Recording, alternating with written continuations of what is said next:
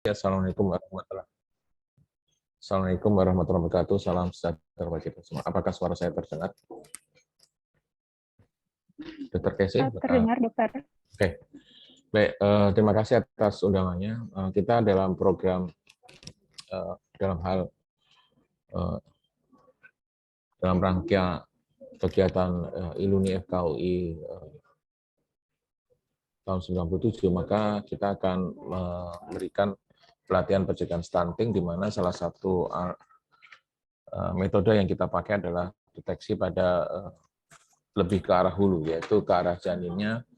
Kita deteksi apakah ada perlambatan tumbuh atau tidak.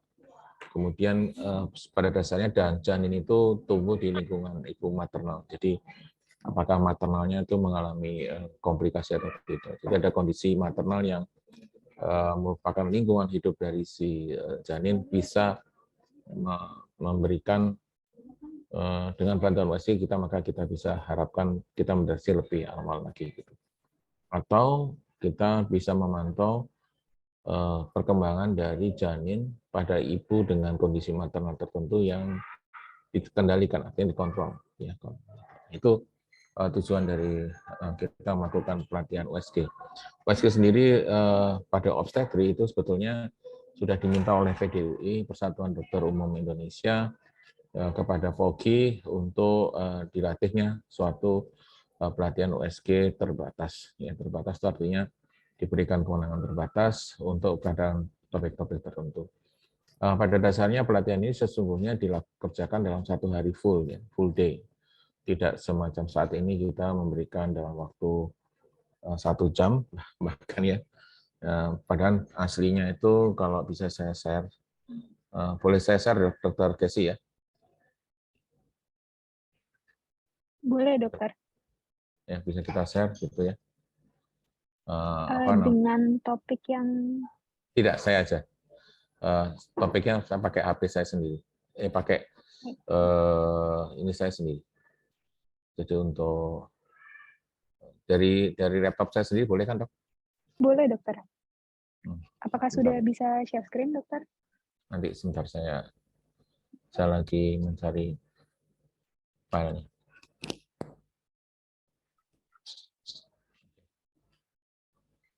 Jadi di FKUI sendiri pada dasarnya kami telah mengadakan pelatihan.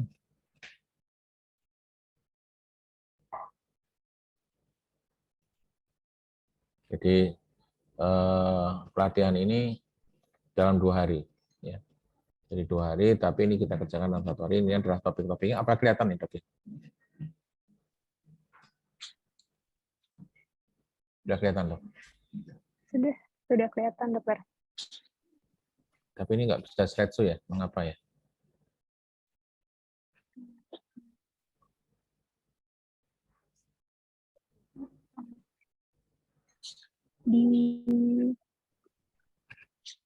Mungkin dicoba di F5, dokter. Biasanya itu langsung slideshow-nya.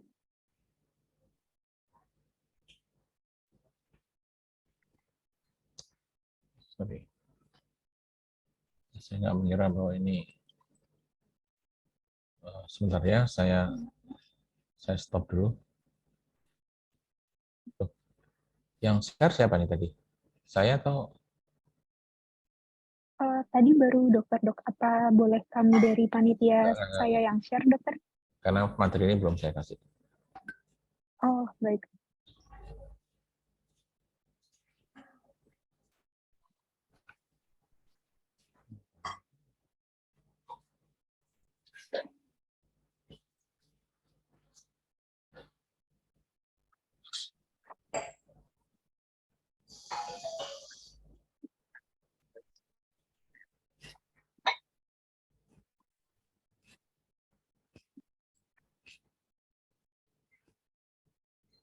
Nggak bisa slideshow ya?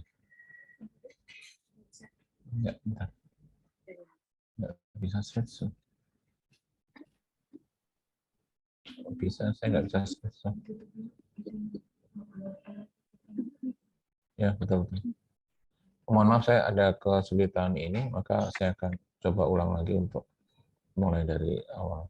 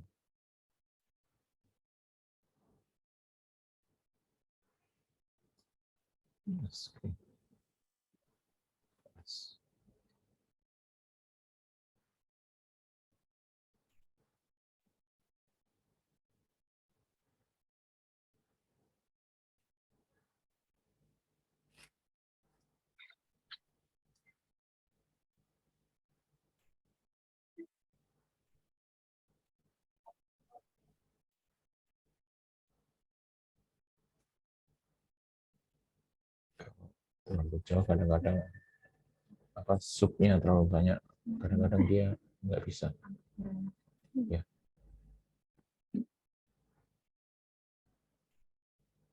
Kemudian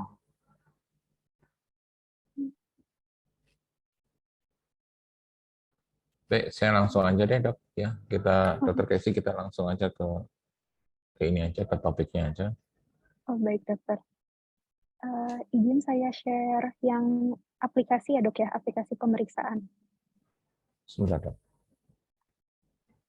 Ya, saya sendiri. Baik. Tuh. Mengapa begini? Full screen pakai slideshow. Bisa di slideshow dokter. Slideshow from beginning. Oh gini ya. Jadi saya bisa langsung. Baik, makasih. Ya dok, ini adalah aplikasi dalam penggunaan OSCE.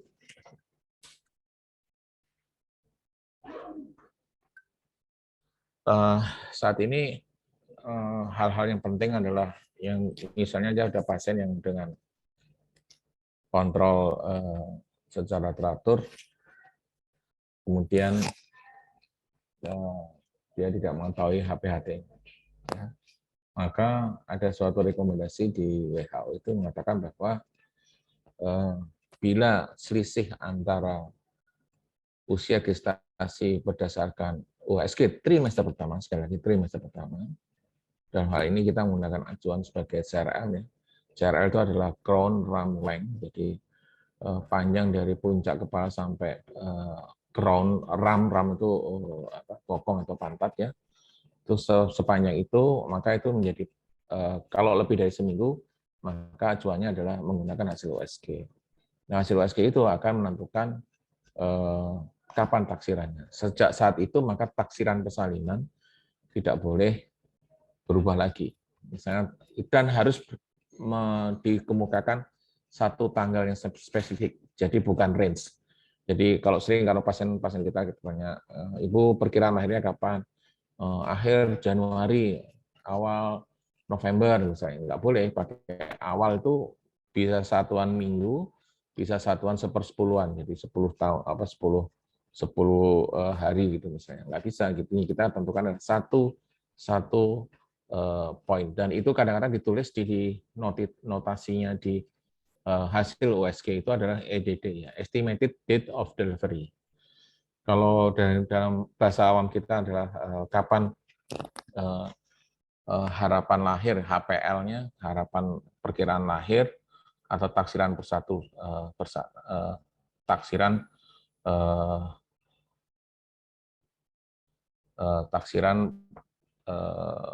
persalinan ya. Nah, kemudian pengukuran untuk mengukur tumbuh itu harus dilihat kenaikan atau perubahan itu adalah ukurannya biometri, yang mengatakan biometri itu adalah ukuran dari struktur dari si janin itu adalah 2 mingguan. Jadi yang diukur adalah BPD atau lebar kepala, kemudian HC itu adalah head circumference atau lingkar kepala, AC itu adalah abdominal circumference atau lingkar perut, dan FL adalah femur length. BPD atau HC itu sebetulnya menggambarkan volume otak kan, sebetulnya volume otak. Ya, volume itu 3 dimensi. Jadi sebetulnya manakah yang lebih tepat antara lebar kepala sama lingkar kepala? Maka sebetulnya lingkar kepala itu lebih tepat ya. Jadi kalau kita ingat fungsi integral dari suatu rumus matematika, integral dari satu satuan dimensi maka akan menjadi satu satuan luas. Kemudian integral dari satu satuan luas akan menjadi volume. Jadi kalau volume yang paling dekat adalah dengan luas, jadi dengan lingkar kepala.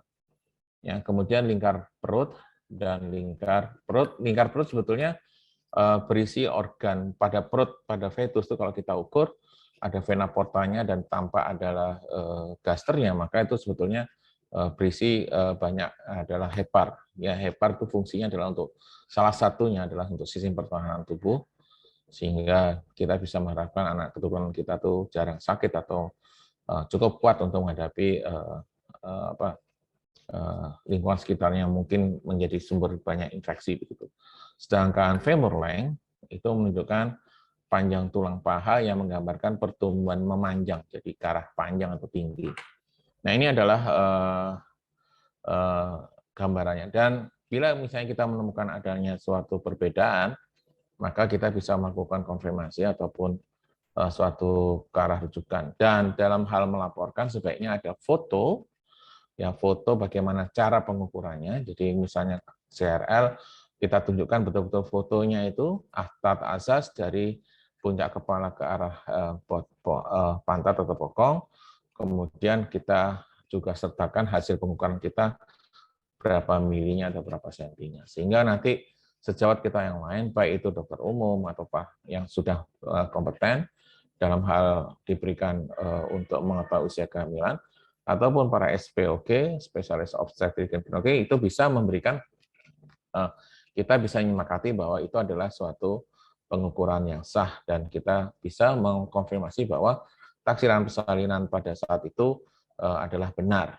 Sehingga kalau taksiran persalinan bisa ditentukan, maka kita bisa mengatakan bahwa suatu kehamilan itu lewat waktu atau tidak. Yang dikatakan lewat waktu atau post date itu adalah bila melewati 41 minggu. Atau ya, dan angka misalnya 36 plus 5 itu akan sama 36 minggu. Jadi kita tidak usah secara eksak seperti matematika 35 misalnya 20 minggu plus 0, 20 minggu plus 6 itu buat kita sama usia gestasi 20 minggu. Ya. Nah, kemudian ini adalah gambaran bagaimana kita harus mengatakan USG bisa menyelesaikan, ya. Jadi kita bisa lihat ya bagaimana pertumbuhannya dan memastikan bahwa haidnya tidak bisa di hari pertama, haid terakhir tidak bisa dipakai sebagai patokan misalnya. Nah, juga ini bisa juga menyelesaikan antara keraguan-keraguan dari hasil pemeriksaan fundus kok tidak sesuai. Apakah ini haidnya salahkah? Ya, secara hitung haid, ataukah karena laju tumbuhnya, jadi bayinya mengalami laju tumbuh. Karena kan di buku KIA sudah ada tinggi fundus ya. Ya, ini bisa dilihat nih. Nah, yang berikutnya adalah menyelesaikan tentang perdarahan pada trimester kedua. Setidaknya kita para sejawat semua bisa mengetahui letak plasenta dan bisa mengatakan ada diagnosis plasenta previal ya. Kalau tidak menutupi OI, maka dipikirkan kemungkinan infartu. Kemudian adanya suatu ketidaksesuaian antara salah satu atau lebih dari biometri. Ya, kemungkinan ini bisa pertumbuhan janin terhambat atau ICR, ataupun ada kelainan bawaan, ya, atau terjadi pertumbuhan janin yang terhambat yang bertipe simetrik, ya. Asimetrik itu artinya biasanya secara natural, maka bila janin itu mengalami kekurangan dalam hal nutrisi ataupun hipoksia kronis, maka yang diselamatkan adalah otak. Maka laju tumbuh kepala itu akan sesuai, tetapi laju tumbuh untuk AC atau lingkar perut itu akan lebih lambat. Sehingga rasionya akan lebih kecil kelihatannya lingkar perutnya dibandingkan lingkar kepala. Nah, dikatakan PCT atau IGR yang bersifat simetrik adalah apabila proporsionalnya itu masih dalam batas normal, yaitu antara 0,8 sampai 1,2. Jadi AC dibagi apa namanya? BPD dibagi AC itu antara 0,8 sampai 1,2.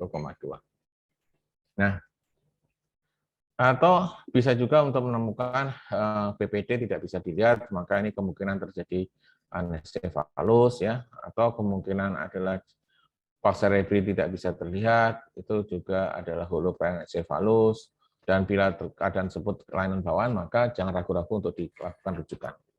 Nah, kemudian juga bisa melakukan konfirmasi kepada adanya suatu DJJ-nya nggak didengar dok dengan Doppler, maka kita bisa melakukan pemeriksaan USG untuk melihat gerakan pada area jantung ada atau tidak gitu. Kemudian juga untuk mengkonfirmasi kelainan pada pemeriksaan Leopold ya, tidak pemeriksaan luar itu tidak sesuai, maka kita untuk menyatakan letak ya. Dan ini ada beberapa keadaan untuk menentukan dihubungkan dengan stunting adalah pada pertumbuhan ya, pertumbuhan ya, biometrinya tidak sesuai ya, biometri tidak sesuai berdasarkan height atau HPHT-nya sudah jelas ya, terjadi penurunan persentil pada waktu trimester kedua atau ketiga, sehingga kita bisa mengatakan PJT atau pertumbuhan janin tidak terhambat. Ini adalah apa yang bisa dikerjakan oleh USG ya. Kemudian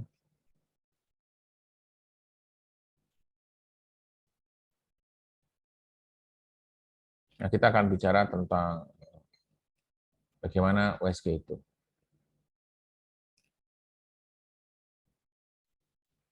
Nah, USG itu apa ya? Jadi USG itu ultrasonografik yang artinya frekuensinya itu tinggi ya. Jadi kita akan belajar tentang bagaimana prinsip kerja dari mesin USG ultrasonografi ya. Nah, maka karena ini bersifat ultrasonografi itu berbasis pada suara, maka hukum-hukum suara itu ataupun gelombang itu berlaku ya. Jadi ini teorinya adalah suara ini akan merupakan energi gelombang mekanis yang melalui getaran ya, dan berjalan suatu media perantara. Media perantara itu mulai dari yang baik buat ultrasound USG yaitu cairan, sampai yang buruk buat USG itu adalah udara. Itu sebabnya antara probe ya, alat transducer probe ditempelkan pada media yang akan diperiksa, misalnya pada janin, maka kita berikan jeli di perut ibunya. Ya, jeli itu memberikan suatu perantara sehingga suara atau probe suatu sound atau suara itu sono ya, sound itu suara itu akan ditransmisikan melalui media jeli tersebut, kemudian masuk jaringan dan akhirnya masuk ke dalam kandungan dan mengenai bayi.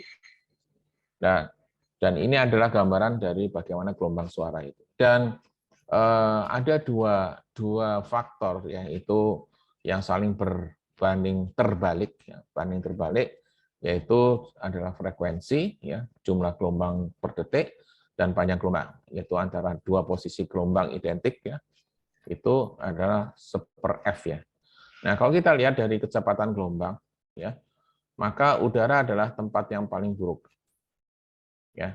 Sedangkan yang paling baik adalah tulang. Artinya tulang bisa dipakai untuk transmisi suara. Tapi kepadatannya, densitasnya tulang makin kuat. Sehingga bisa menghalangi semata-mata karena terserap oleh tulang. Ya. Nah, maka media yang paling baik untuk melihat, sehingga kita sebut sebagai window, ya, akustik window itu adalah jendela akustik, itu adalah air ataupun cairan. Ya, air lebih ideal, kenapa? Karena izin dokter, mohon maaf, screen-nya belum ter-share dokter. Oke.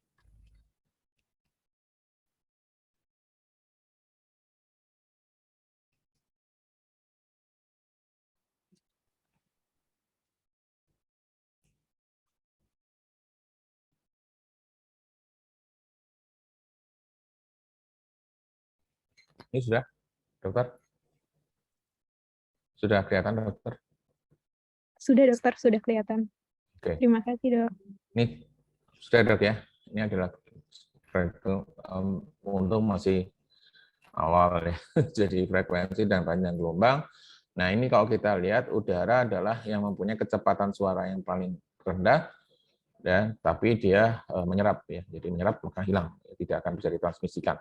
Sedangkan tulang itu menyerap dan mudah dipantulkan, maka ini akan memberikan gambaran lebih warna hiperechoik. Hipoechoik itu adalah gelap, warnanya hitam ya.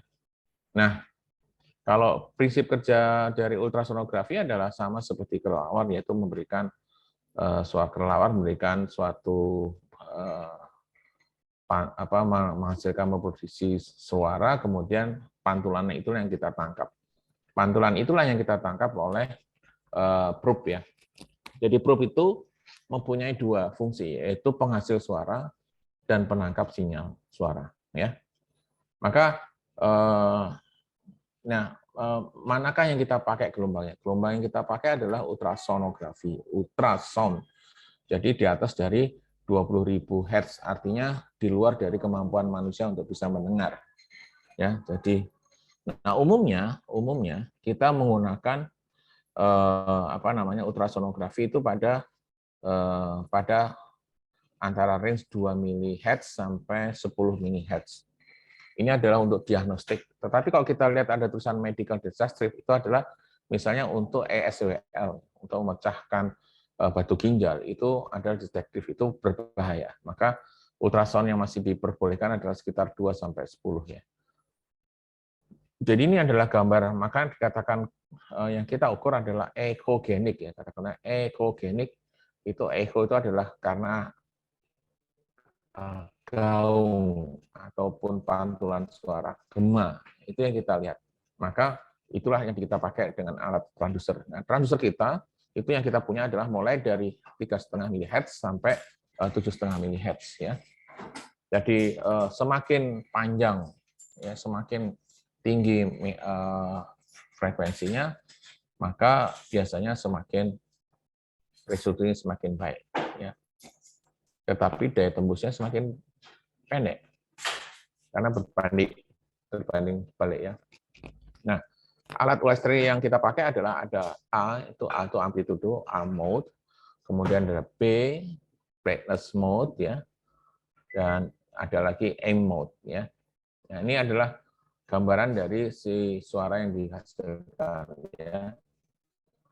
Nah, kalau sudah terjadi maka suara yang dihasilkan akan terpantul dan hanya sebagian kecil kembali ya. Dikatakan sebagai resolusi yang baik itu bila alat tersebut sanggup memisahkan dua titik yang terpisah ya. Kalau resolusinya buruk maka dua titik yang terpisah ini kelihatan menjadi satu ya. Nah, jadi kalau kita lihat semakin tinggi tulisannya high frequency, maka resolusinya semakin baik, tetapi daya tembusnya semakin pendek. Ya. Sedangkan kalau low frequency, maka kita akan bisa menembus, ya, tetapi resolusinya semakin rendah. Ya, ini adalah penting banget ya buat kita. Jadi kalau kita akan melihat objek yang jauh, maka kita pakai frekuensi yang rendah, ya, gitu. Nah, dikatakan inadequate gap ini panjangan dari suatu gambaran ya, maka kita USG ini tidak mencapai dengan target yang dalamannya. Maka tidak kita tampak di layaran, tidak tampak apapun. Tapi yang baik, maka kita akan tampak objek yang ditaruh. Nah, kalau misalnya semakin tinggi frekuensinya, maka semakin pendek penetrasinya, ya semakin jauh, semakin rendah frekuensinya, maka semakin dalam kita penetrasinya. Yang foto Instagram itu kan ya.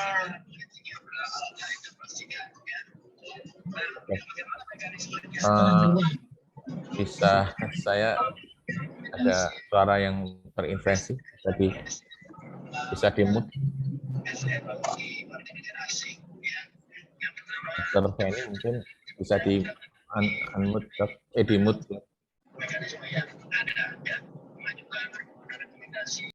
Dokter, ya, makasih Dokter Feni. Nah, ini adalah gambaran bagaimana kita menggunakan alatnya. Ini penting sekali, karena kita akan men-setting ya. Jadi pada waktu punya alat, maka seperti kita pakai mobil, kita men-settingnya. Kita menyalakan lampu dekat, lampu jauh. Sedemikian seperti ini ya, pakai USG kita akan melakukan resolusinya kita tingkatkan atau kita rendahkan ya. Atau jaraknya kita tinggikan, maka kalau jaraknya kita jauhkan, maka frekuensinya semakin tinggi ya. Tetapi resolusinya pecah, jadi gambarnya pecah, tidak detail. Tapi kita pengen detail, maka kita resolusinya kita frekuensinya kita kita tinggikan, tetapi yang terjadi adalah daya tembusnya semakin rendah ya. Jadi ini adalah bagaimana kita mengatur USG. USG kita harus frekuensinya harus tepat. Ya, tepat itu maka kita akan bisa mendapatkan gambar resolusi yang tepat. Resolusi yang tepat artinya bisa memisahkan antara dua titik yang berbeda. Nah, ada juga artefak. Ya. Artefak itu adalah gambar yang keliru ataupun yang tidak seharusnya karena adanya suatu aspek anatomi atau adanya gambaran noise, ya gangguan. Nah, ini bisa karena oleh pengaruh mesin, atau operator, atau mungkin antara interaksi dengan sonografi dengan jaringan. Jadi artefak ini bisa ada 4 reaksinya, yaitu refraksi, shadowing, enhancement, dan reverberasi. Nah, ini refraksi itu artinya dia akan belok, ya. Kemudian acoustic shadow ini adalah suatu benda yang sangat padat, maka di belakangnya tidak akan ada suara yang lewat sehingga warnanya gelap, ya.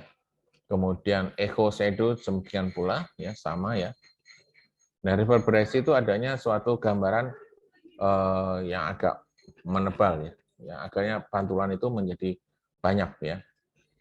Itu adalah gambaran dari fisika dari ultrasonografi ya. Nah, sekarang timbul pertanyaannya. Dok, USG itu dilakukan hampir setiap bulan. Bahaya nggak sih, Dok? Kan pasien itu pasti sering nanya begitu ya. Itu maka kita harus mengetahui tentang biosafety, dan itu sudah ada di alatnya. Ya, alatnya itu ada satuan untuk mengatakan bahwa alat tersebut aman buat manusia. Ya, jadi ini maka kita harus mempelajari efek biologis dari gelombang. Gelombang itu ada 2 efeknya. Panas, maka dikatakan sebagai thermal index. Kemudian ada mechanical index. Jadi menjadi getaran, maka akan bisa bersifat menghancurkan. Atau jadi sebagai contoh, mechanical index untuk suatu efek dari ultrasonografi itu adalah ESBL. Jadi pada titik di mana batu itu ada, maka kita kirim gelombang, nanti maka terjadi penguatan gelombang di titik di mana interferensinya muncul dan itu di batu itu dipecahkan. Ya, itu adalah prinsip dari ultrasonografi yang untuk apa? Terapeutik atau medical.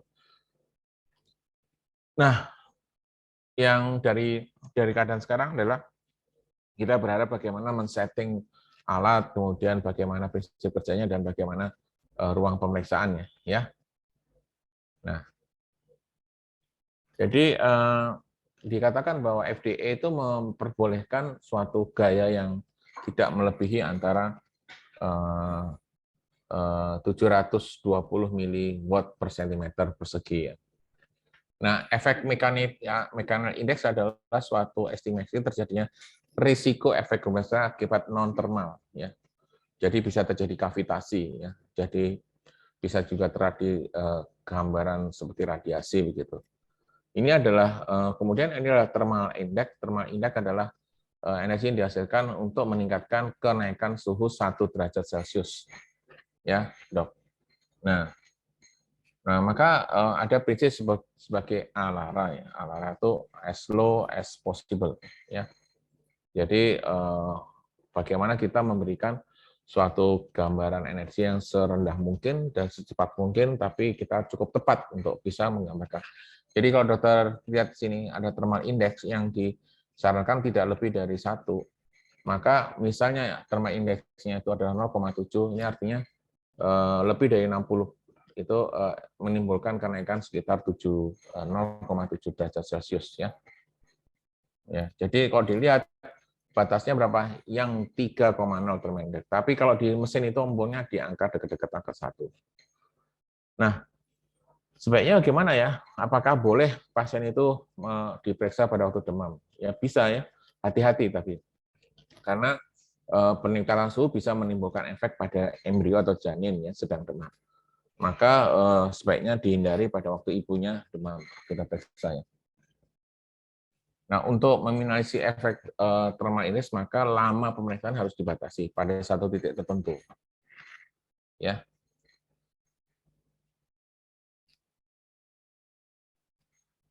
Kapan USG itu dikatakan aman? Ya, tidak menimbulkan jaringan, rusak jaringan, tidak menimbulkan infeksi nosocomial dan tidak menimbulkan. Jadi setelah adanya COVID ini tentu kita menggunakan bagaimana membersihkan trend proof yang benar ya. Terus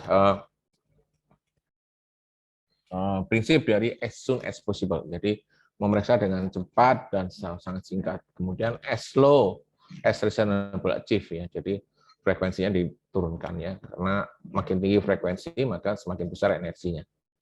Dan nyaman, ada privasi, bersih, rawat dan siap pakai. Ini adalah gambar dari CRA pada trimester pertama ya. Nah, sebaiknya alat itu harus dikalibrasi secara berkala dan dalam siap pakai ya. Nah, untuk USG itu masa umurnya adalah 5 tahun ya, 5 tahun. Nah, gambaran USG itu adalah seperti ini ada full ya. Bisa ada monitor, ada CPU, jadi di bawah ini.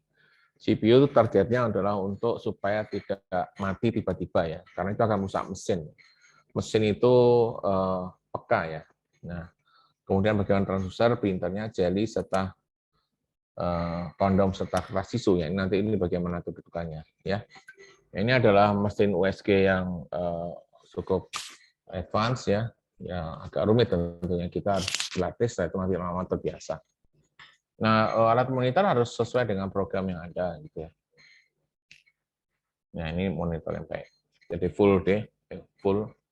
Sedangkan ini masih belum. Ya. Nah, apakah ada antivirus? Nanti biasanya vendor yang menyiapkan, tetapi kita kalau misalnya membeli jangan lupa pastikan sudah ada UPS, interrupter to power supply. Jadi kalau terjadi kematian listrik tiba-tiba, maka USG itu tidak mati dengan tiba-tiba. Ya, jadi akan turun, kemudian stabil gitu. Nah, sebaiknya USG tidak didekatkan dengan peralatan listrik lainnya. Bila memorinya kurang dari 40%, maka segera membuat backup data. Ini gambaran dari USG yang besar. Ya, ini yang portable misalnya. Nah, untuk transducer itu ada 4 ya, ada linear, curvilinear, sektor sama UTR sama UTR ya. Nah, ini bahan dari membuat probe itu adalah kombinasi praktek sama besi dan jangan dibenturkan, akan mudah rusak dan segera dibersihkan setelah dipakai. Nah, ini adalah bentuk dari probe-nya. Probe-nya ada yang curve linear, jadi lengkung, ada yang phase area atau sentral itu seperti ini. Kemudian ada linear yang rata. Maka opsin itu kita akan menggunakan obstetrik, biasanya kita menggunakan curve ya. Kita menggunakan curve. Nah, ini kita lihat bagaimana kelengkapan yang lengkap. Ini USG transvaginal, ini abdominal ya, kemudian masih ada lagi probe yang lain ya.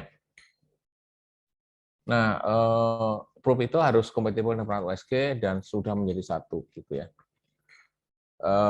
Kemudian apa aja yang mesti siapkan, ada kertas termal, polaroid atau kertas biasa untuk di print itu bisa. Ini adalah foto polaroid ya. Nah, kemudian jeli itu syaratnya harus bersih, tidak menimbulkan bercak warna pada tubuh atau pakaian dan tidak membuat iritasi. Penggunaannya secukupnya aja, yang umumnya adalah untuk mencegah terdapatnya udara antara transducer dan kulit. Ini adalah jelinya. Kemudian tisu untuk menjaga kebersihan ya. Terus alat monitor buat pasien. Ini akan aman buat kita ya karena kita akan memeriksakan Untuk di Asia itu kita menggunakan tangan kanan, jadi kita lebih mudah. Di beberapa negara ada yang menggunakan tangan kiri ya, jadi memeriksa pakai tangan kiri sama-sama menghadap pada satu TV ya. Nah kita kanan. Nah hindari penerangan itu tidak adekuat, yang terlalu terang ataupun gelap ya. Aman, nyaman ya. Kemudian ada ruang tunggu dan ada berangkar serta pemeriksaan yang aman ya. Nah kemudian hasil-hasil dari sampah segala macam akan ditata kelola oleh kelas limbah. Ini ada setting dari ruangan. Jadi kalau misalnya seperti ini kita menghadap pasien, ya, kemudian tangan kita pakai tangan kanan kita melakukan USG, ya, ini ruang pemeriksaannya. Sedangkan pada pasien perlu dimintai persetujuan tindakan medik, ya, peralatan USG itu siap pakai, kemudian ada formulir laporan USG yang ada pada halaman 6 sampai 10. Nah ini kita lihat ya halaman 6 sampai 10, kemudian pemeriksa itu sebaiknya kompeten. Nah, sebaiknya pasien sudah mendapat informasi, brosur atau media yang lain ya. Kemudian kita setelah sebelum dan sudah maka kita periksa itu lagi. Dan harus bersih. Serta ada kalibrasi untuk servis berkala. Ya ini adalah gambaran settingnya ya. Kemudian tempat duduknya dibuat simpel, nggak ada tempat sandaran pinggang ya. Nah, maka apapun hasilnya Anda harus mampu untuk menerangkan ya dari informasi yang baik dan sampaikan bahwa akurasinya tidak sempat 100%. Mungkin hanya 80% misalnya gitu ya. Studi mengatakan 60%. Apalagi kelainan bawaan jantung itu lebih rendah lagi ya karena spesifik ya. Nah, pasien harus diberikan kembali. Nah, ini adalah tombolnya, Dok, ya. Ini adalah TGC yang mengatur semua pada warna yang sama. Ya. Dan ini adalah yang high end, yang sebelah kanan adalah yang low end. Beda ya. Nah, prinsip USG adalah menggunakan ALARA ya, as low as reasonable achieve, kemudian as soon as feasible achieve. Ya.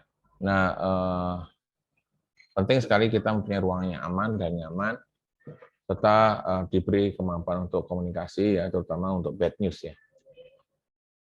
Ini adalah yang ketiga.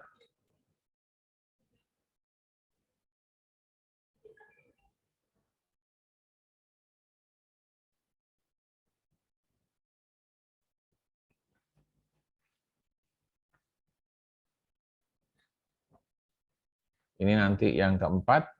Ini bagaimana kita melakukannya, dan saya harap nanti para sejawat lebih konsentrasi ke arah sini ya. Udah tampak, Dokter? Sudah tampak, Dok. Oke.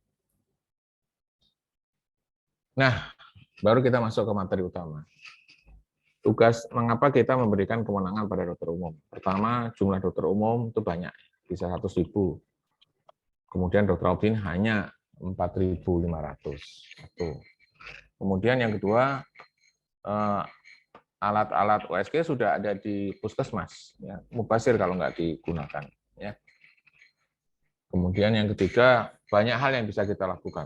Ini hal-hal yang bisa dilakukan ya untuk screening. Nah ini bisa dimasukkan ke dalam buku 6 langkah. Ini adalah ada buku pada buku ibu hamil ya. Nah, ya ini adalah beberapa standar untuk melakukan gerakan ya, USG ya. Dan ada beberapa standar untuk mencantumkan apa hasil pemeriksaannya. Nah, umumnya pada opsin kita menggunakan compact dengan 3,5 mH. Ya.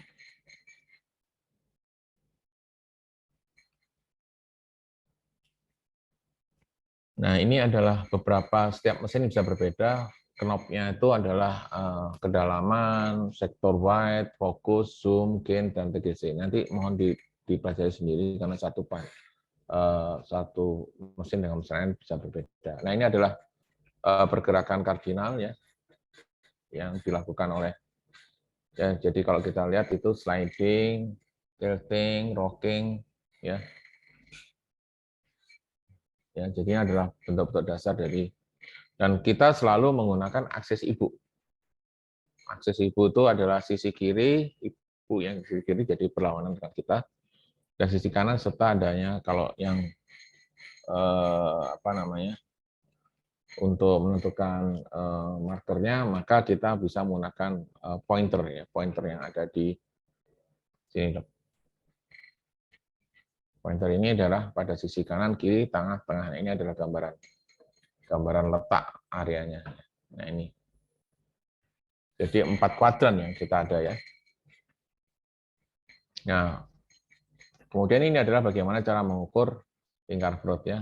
Nah, maka gambarannya adalah sisinya di mana superiornya. Itu superior itu gambaran apanya taruh di samping kiri ibu ya. Nah, kemudian ini ada langkah pertama adalah melakukan pemeriksaan letak. Ini letak nih spesifik seperti ini ya. Kemudian yang kedua adalah diputar 90 derajat, maka kita menemukan denyut jantungnya ada atau tidak. Yang berikutnya melihat jumlah pasien ataupun kehamilan, maka kita menggunakan metode menyapu seluruh rongga abdomen ya. Baik itu arkanis sirkuler ataupun maju mundur ya. Nah, kemudian langkah keempat adalah tentukan lokasi plasenta, ya ini gambarnya, ini plasenta prevatotalis, sebelah kanan ini adalah perdarahan retro yang disebut sebagai solusio. Nah, untuk lingkar yang untuk jumlah air ketuban, maka kita bisa menggunakan single triple pocket ya. Ya, atau 2-8% bisa saja normal. Yang kalimat, maka kita menjumlah air ketuban ya. Kemudian mengukur biometri dan takaran taksirannya. Ya. Nah, ini adalah daftar tiliknya, nanti dilihat. Ya. Nah, ini bisa diisi. Ya. Nah, ini adalah parameter yang tadi untuk kantong gestasi. Dan ini udah kembali misalnya ada 2 misalnya, maka masukkan lagi di sini. Kemudian tunggal ya. Terus ini adalah mengatur USG ya. Jadi kalau kita lihat banyak hal yang kita mesti pelajari. Itu Mas. Nah, ini cuma air ketuban single pocket. Ini oscillatory itu masih normal ya. Lihat lingkar Broad. Yang ada femur ya, kita lihat femur.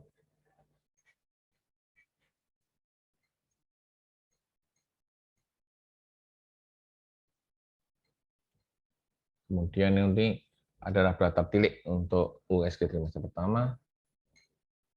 Ini daftar tilik untuk trimester kedua dan ketiga tadi. Nah, ini aspek pemeriksaannya seperti ini. Hasil akhir dari ini ada teman-teman saya bisa membuat laporan.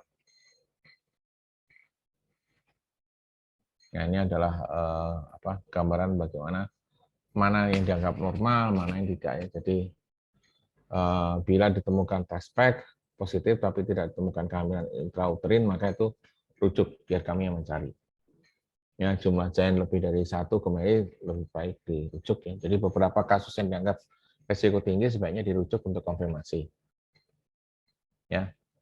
Nah, kemudian biasanya nanti kita akan memberikan instrukturnya dan anak bimbingannya. Jadi kalau instruktur tujuannya untuk melakukan verifikasi. Kalau itu ada alih kewenangan, ya. Ini slide-nya tadi udah slide sampai berapa banyak ya, Dok ya? Udah 4 ya? Izin Dok, ya betul dokter, sudah 4 slide. 4, Berarti ya. Sekarang kita akan masuki break dulu ya Dok ya? Break dulu, nanti sambil ada pertanyaan kita lihat. Oke ya, kita kasih berapa menit Dok? Untuk breaknya kita akan 10 menit. Jadi untuk para peserta bisa jangan live dulu, hanya cukup dimatikan kameranya. Nanti pukul 14.00 kita akan kembali lagi. Dan ini boleh, saya sudah gembira nih sudah ada beberapa pertanyaan. Sampai saat ini ada 2 4 ya? pertanyaan, Dok. Pertanyaan, oke, baik. Iya. Sebelum masuk ke topik, nanti kita bahas pertanyaan, Dok, ya, supaya tidak tertumpuk, Dok, ya. Oke, baik, Dokter. Baik, nanti kita akan mulai kembali pada pukul 14 untuk sesi diskusi sebelum memasuki 3 topik berikutnya ya, Dok.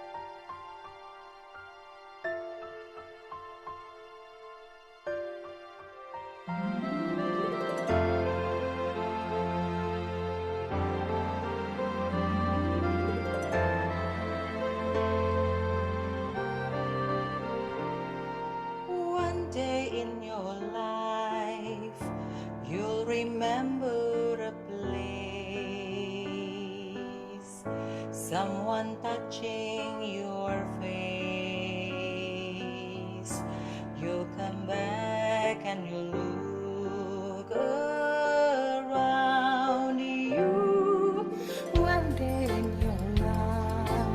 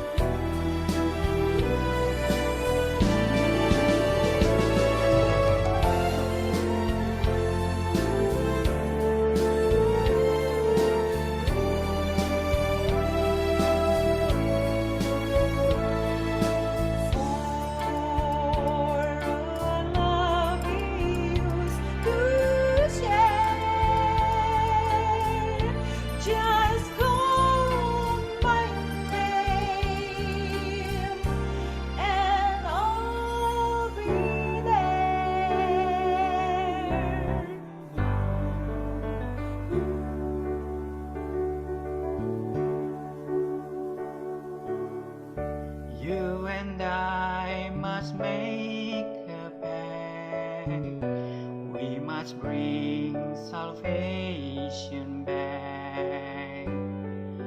Where there is love, I'll be there.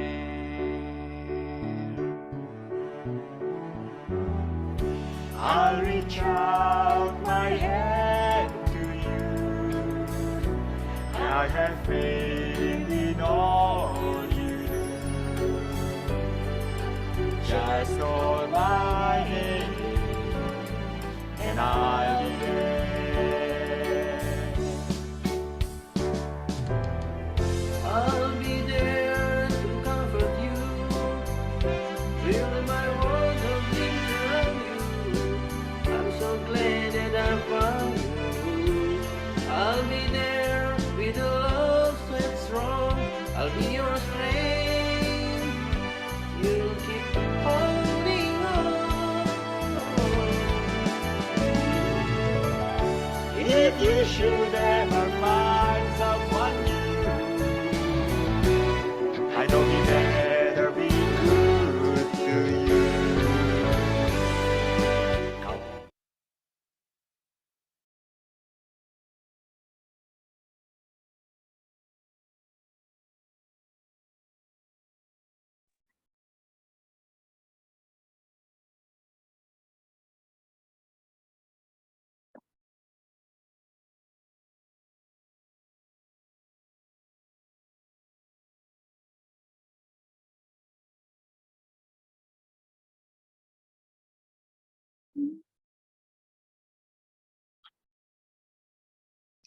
Selamat siang, Dr. Yudianto. Apakah sudah kembali, dokter?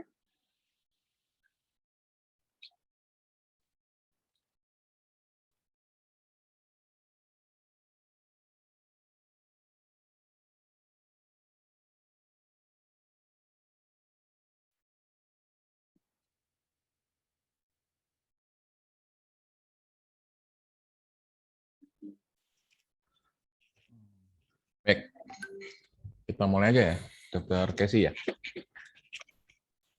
Baik, dokter. Kita akan mulai ke sesi diskusi ya, dok ya. Ini banyak sekali pertanyaan buat dokter, banyak yang tertarik ya dengan topiknya. Mungkin kita hanya terbatas sampai 10 menit dulu untuk diskusi yang part pertama. Saya akan membacakan beberapa pertanyaan ya, dok. Silakan. Baik, pertanyaan pertama dari Dr. Dewi. Izin bertanya, dok, pengalaman kakak saya pada kehamilan kedua rutin pemeriksaan USG. Dan setiap USG taksiran berat janinnya sesuai usia kehamilan. Ternyata saat lahir berat badan yang awalnya ditaksir cukup sesuai kehamilan, malah BBLR di bawah 2.000 gram, dok. Kira-kira apakah nanti ada risiko stunting untuk bayi tersebut atau apakah saat pemeriksaan USG memang belum sesuai? Terima kasih, dok. Itu pertanyaan baik ya. Pertama, apakah berapa besar sih akurasi kita untuk USG itu adalah sekitar untuk 80%. Jadi tidak 100% ya, Dr. Dewi. Kemudian yang kedua adalah untuk menilai janin itu sebetulnya dokter saya harus mengatakan karena tidak dipraktekkan oleh semua teman-teman sejawat kita dan juga sebetulnya jangan tergantung pada alat. Alat juga ada yang memantau dan menunjukkan pada pertumbuhannya, begitu ya. Pertumbuhannya itu akan trennya. Jadi kalau dia tren ataupun laju tumbuhnya kemiringannya sama, itu berarti laju tumbuhnya baik. Tetapi ada yang bayi itu janin itu memang dari awal tuh kecil. Jadi memang di keluarga besar tersebut termasuk bayi janin itu interaksi intrinsiknya itu kecil, bukan laju tumbuh berdarah, bukan perlambatan laju tumbuh, bukan.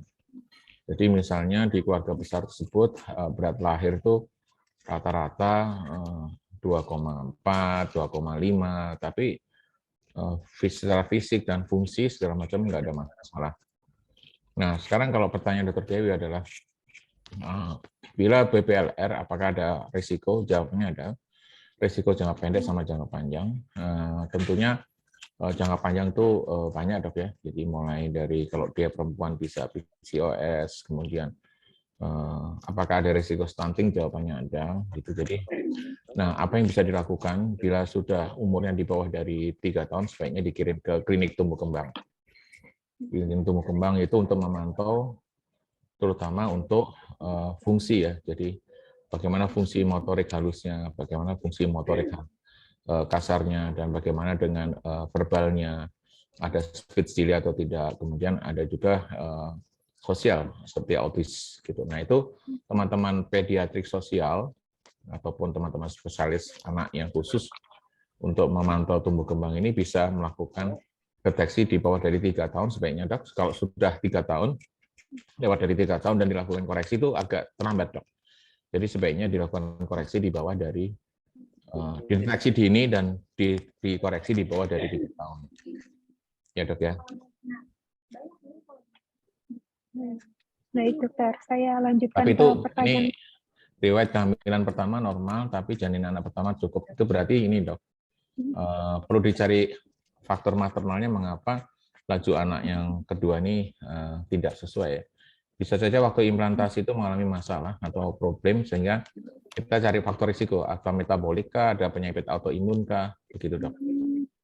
Jadi sebaiknya nanti kalau hamil lagi untuk yang ketiga misalnya, harus dilakukan deteksi dulu keadaan maternal prakonsepsi, jadi sebelum hamil.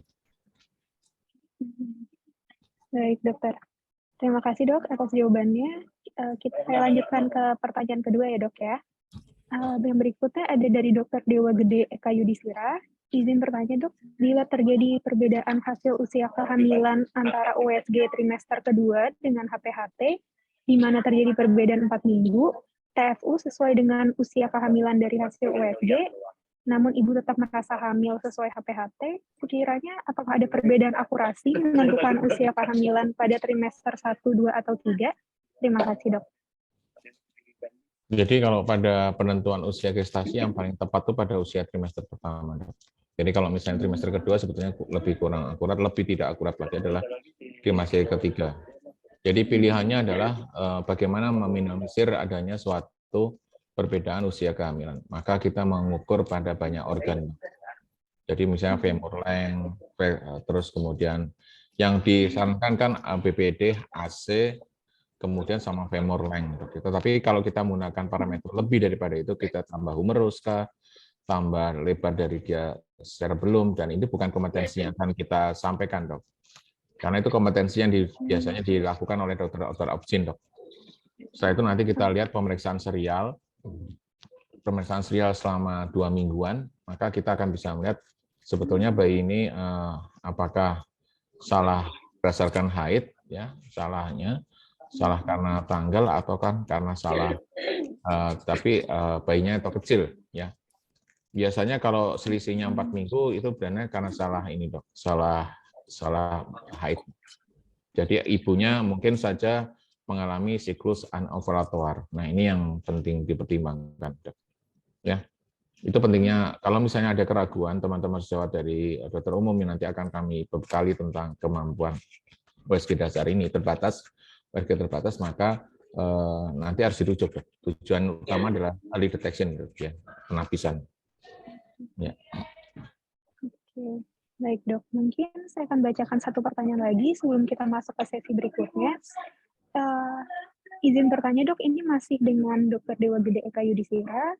Di puskesmas tempat saya bertugas terdapat USG, namun tidak ada printer. Sekiranya apakah boleh saya menuliskan hasil pemeriksaan USG yang termasuk biometri, jumlah janin, intra atau ekstrauterin, letak plasenta, UK, tafsiran persalinan, EFW, FHR, AFI di buku KIA, karena terkadang terkendala untuk diminta USG di kota, Dok.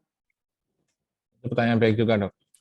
Dok, hampir seluruh apakah pasien-pasien dokter USG itu punya Dok? Punya HP, Dok. Di foto aja, Dok, pakai HP-nya pasien. Sehingga kita bisa tahu, Dok. Yang di foto adalah misalnya di BP dokter foto, suruh dia foto, Dok.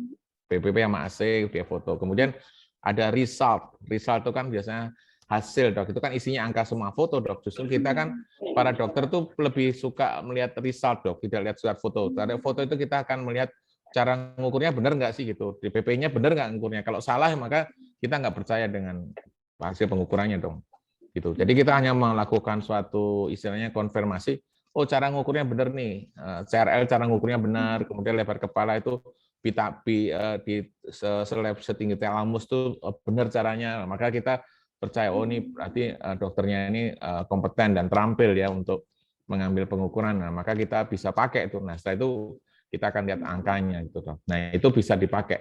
Jadi foto aja, Dok, suruh pasiennya untuk foto. Setiap kali kontrol foto, habis itu sudah. Nanti kita akan bisa kita bisa mengevaluasi. Sering sekali, Dok, walaupun ini tidak harus di daerah perifer, Dok ya. Kami berpraktek secara swasta itu di pinggiran kota Jakarta, tapi kan termasuk kota besar ya. Itu saya minta, Bu, ada fotonya 3 bulan pertama, ada nih. Nah, kita pakai, oh ini taksirannya bisa. Berarti ini sekarang ini bayinya kecil. Oh ini bayinya nih sesuai gitu. Justru kita bisa bilang karena ada fotonya itu, Dok. Sangat terbantu, Dok. Oke. Baik, Dokter. Berhubung karena waktunya sudah habis untuk diskusi yang sesi pertama, kita langsung lanjutkan ke sesi berikutnya saja ya, Dok ya. Oke, silakan. Kita mulai yang nomor 5, Dok ya. Iya, Dokter. Mohon maaf para semua ini, jadi topik satu hari dibuat dalam waktu kurang dari 2 jam, ini kayak maraton, Dok. Jadi, maaf. Kami tidak berani memberikan suatu suatu materi di luar daripada ini, Dok, karena materi ini adalah merupakan materi yang disepakati dengan PDUI ini. Untuk PDUI itu maksudnya Persatuan Dokter Umum Indonesia, sehubungan dengan sebagian dari kompetensi USG terbatas ini kita berikan. Sehingga tadi ada pertanyaan tentang kompetensi ya, Dok ya. Ada yang sampaikan soal kompetensi, maka ya, Dok, apakah pelatihan USG untuk dasar dan obstetrik ginekologi untuk layanan primer itu jelas nggak ada, Dok. Jelas nggak ada, Dok. Kami tidak memberikan kompetensi itu kepada spesialis lain, ya, karena untuk saat ini kita obstetri dulu, Dok. Karena obstetri itu kan menentukan hubungan dengan angka kematian maternal dan perinatal, Dok. Jadi kita tidak memberikan kewenangan itu, Dok. Oke ya. Sudah kita masuk ke etika, ya. Sudah, Dok? Sudah kelihatan, Dok? Terlihat, Dokter. Nah, ini etika dalam pemeriksaan ultrasonografi dan medical legal. Jadi seperti halnya begini, Dok, yang sering saya sampaikan pada orang-orang. Apakah saya bisa membeli motor? Jawabannya bisa. Gitu ya. Apakah saya bisa mengendarai motor? Saya bisa. Ya. Apakah saya kompeten? Itu dalam bentuk SIM. Kalau kita punya SIM, maka kita berhak untuk masuk ke jalanan. Tapi kalau kita tidak mau punya SIM, maka kita tidak berhak. Ya, bahkan bisa mencelakakan orang. Ya, walaupun kita terampil, ternyata terjadi kecelakaan. Tetap aja yang kita tanya sama, Dok ya. Punya surat izin praktek atau tidak? Punya SIM atau tidak? Nah, kewenangan ini juga ada, Dok. Ya, jadi ada hubungannya dengan etika dan medico-legal. Jadi sama seperti misalnya, apakah saya bisa membeli pistol? Bisa. Apakah saya bisa menembak? Oh, saya berlatih menembak misalnya, saya anggota Perbakin misalnya. Apakah saya boleh menembak? Nah, menembak itu kan terbatas pada hewan-hewan pengganggu hama. Jadi dengan itu kita boleh menembak, gitu misalnya. Nah, itu kan oleh perkumpulan yang terregister. Jadi sama seperti USG juga mempunyai suatu aturan dan bagaimana kompetensinya diatur dalam suatu keprofesian. Nah, ini mesti sangat disadari. Demikian pula banyak orang yang terutama dengan adanya banyak USG yang second gitu, bahkan profesi lain ya, mohon maaf saya mesti sebut misalnya bidan gitu ya, dia melakukan USG gitu, itu tidak berhak ya, karena di dalam pengajarannya tidak ada ya. Di dalam kurikulumnya tidak ada pemeriksaan USG. Sedangkan kalau misalnya di FKUI, di tempat kami bekerja saat ini, itu koasnya saat itu sudah kita bekali latihan selama 2 hari untuk USG terbatas. Jadi walaupun diminta oleh FDUI dan ada pelatihannya, kami sudah memberikan bekal pada calon lulusan dokter kami untuk melakukan USG terbatas gitu, sehingga nanti diharapkan pada waktu yang bersangkutan bekerja di puskesmas yang mempunyai USG bisa mengerjakan setidaknya untuk penapisan. Bahwa melakukan konfirmasi atau tidak nanti diteruskan masalah di kemudian hari dengan misalnya dengan dinas ataupun dengan SPOG yang bersifat yang lokal. Ya, jadi tujuan dari keadaan untuk topik ini adalah mampu mengalami masalah mediko legal, kemudian mampu untuk mengetahui indikasi. Dan setelah yang nomor 4 ini sudah mampu menjaga kesejawatan, ya, profesionalisme dengan baik. Ini sangat penting kami tekankan sekali, ya. Nah, banyak yang paling saat ini masyarakat tuh mediko legal, pokoknya USG atau pemeriksaannya sudah bahkan membayar untuk itu. Nah, maka secara profesi kita menyiapkan standarisasi dan kompetensi. Itu sebabnya kalau dilihat, ya, slide ini ada tulisannya pelatihan USG terbatas, USG objektif terdaftar terbatas, Pokja USG. Ini udah adalah materi yang bersifat baku. Jadi saya tidak menambahkan, saya hanya memberikan.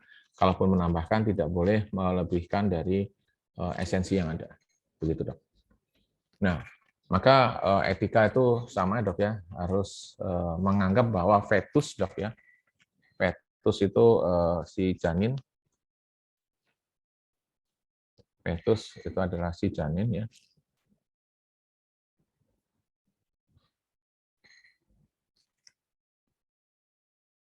Itu adalah sebagai pasien.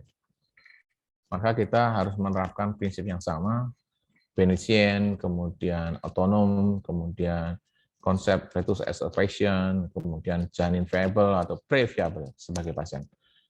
Ya, pre-viable pun kita anggap sebagai pasien. Nah, dalam hal ini banyak hal yang berkaitan dengan etika dan perilaku dalam hal komunikasi, ya, terutama dalam hal komunikasi, sehingga nanti kita akan menimbulkan bisa menimbulkan salah persepsi. Maka dalam menjaga keluhuran dari profesi kita, maka kita harus mengikuti tata kelola ataupun prinsip etika yang dianut oleh suatu profesi. Nah, ini ada beberapa masalah tentang etika, hukum, moral, dan etik, ya. Etiket adalah suatu aturan, ya, aturan sikap sopan santun yang berlaku secara personal atau umum dalam pergaulan. Dalam pergaulan itu namanya etiket. Jadi ini bersifat relatif dan bersifat lahiriah, ya. Kemudian hukum itu adalah aturan tentang benar dan salah, baik benar dan salah, ya. Misalnya naik kendaraan tapi tidak mempunyai SIM, aborsi atau eutanasia, misalnya. Moral itu adalah menyangkut budi pekerti, maka itu baik dan buruk, ya. Sedangkan pada etik itu adalah sistem aturan atau nilai pada kelompok tertentu. Jadi etika itu hubungannya dengan kelompok kita sebagai dokter. Nah, ini bersifat batin, ya. Jadi bagian dari moral, ya. Tetap dikerjakan walaupun tidak ada orang lain, ya. Nah, etik kedokteran itu yang paling penting adalah adanya primum non cere, artinya tidak melakukan suatu do no harm, ya. Merupakan prinsip dari non malevolent, artinya tidak menyakiti. Kemudian prinsip dari beneficence adalah didasarkan atas manfaat yang sebesar-besarnya dibandingkan bahayanya bagi pasien.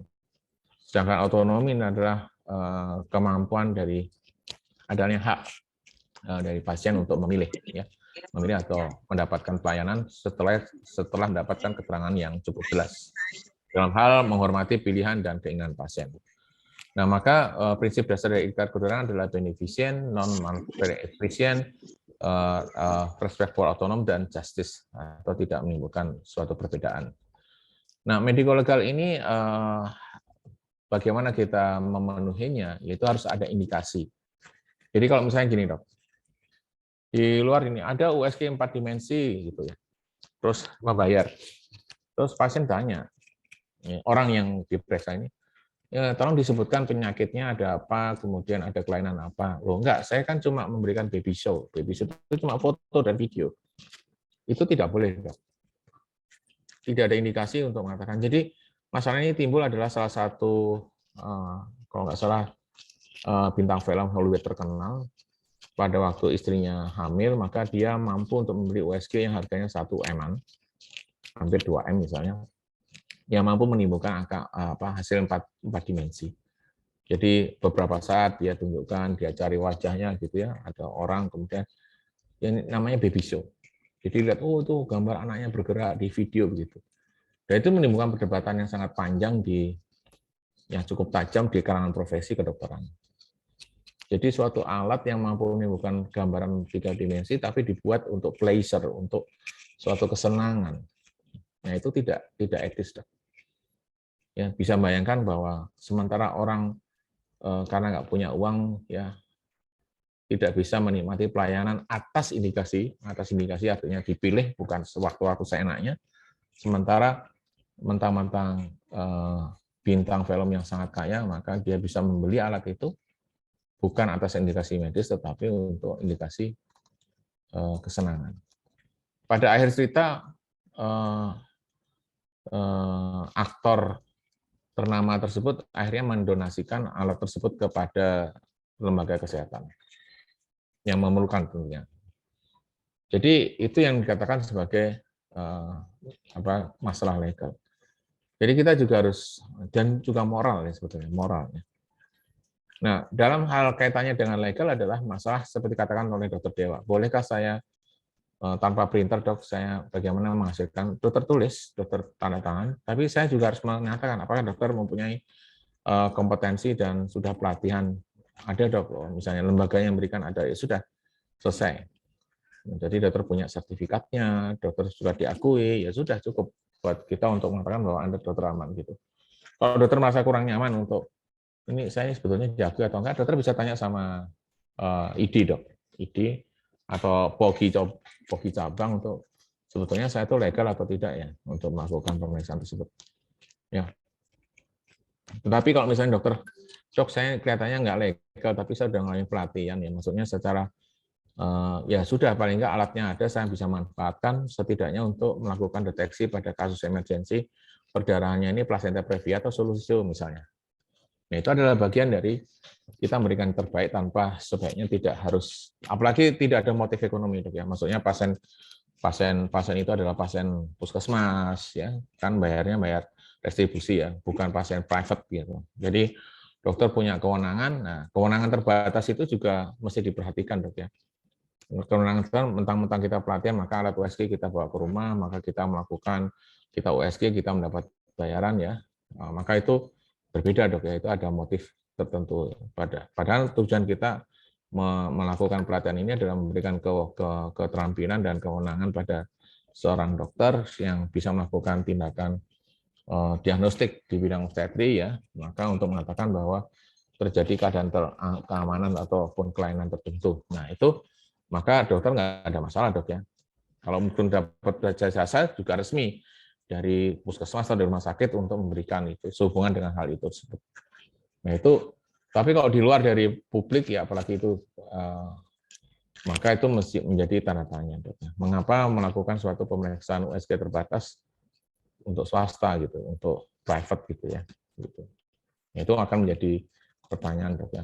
Karena kalau misalnya seperti itu adalah kewenangan dari seorang SPOG begitu. Nah itu penting.